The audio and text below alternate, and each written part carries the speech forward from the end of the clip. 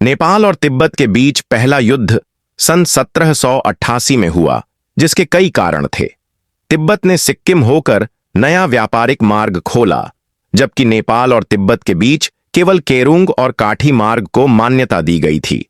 तिब्बत ने संधि की अवहेलना की और मुद्रा से संबंधित विवाद उत्पन्न हुआ। इसके बाद विक्रम संवत 1846 में केरुंग संधि हुई, जिसके तहत तिब्बत ने नेपाल की नई मुद्रा स्वीकार करने और हर वर्ष 300 चांदी के सिक्के देने पर सहमति जताई।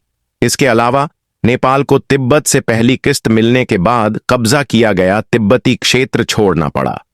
इसके बाद नेपाल, तिब्बत और चीन के बीच दूसरा युद्ध हुआ, जिसका कारण केरुंग संधि के तहत तिब्बत द्वारा नेपाल को चुकाई जाने वाली राशि का न देना, नमक में धूल मिलाना, संधि की अवहेलना और नेपाली व्यापारियों के प्रति तिब्बत का अपमानजनक व्यवहार था।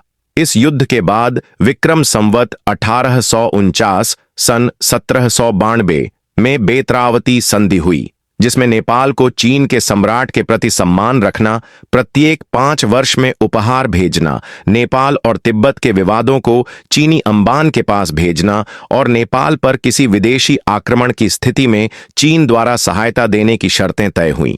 इसके बाद नेपाल और तिब्बत के बीच तीसरा युद्ध सन 1855-56 में हुआ, जिसका कारण भीमसेन थापा द्वारा भर्ती किए गए सैनिकों को नियंत्रित करना, नेपाल से चीन भेजे गए सौगात मंडल का अपमान और नेपाली व्यापारियों के साथ दुर्व्यवहार था।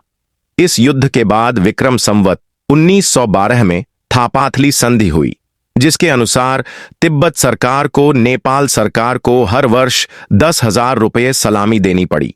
नेपाली व्यापारी तिब्बत में बिना भंसार चुकाए व्यापार करने लगे।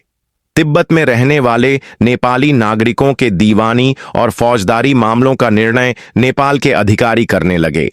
दोनों देशों में अपराध करके भागे हुए हथियारों को वापस सौंपने और युद्ध के दौरान पकड़े गए सैनिकों और हथियारों को संबंधित सरकार को लौटाने पर सहमति बनी।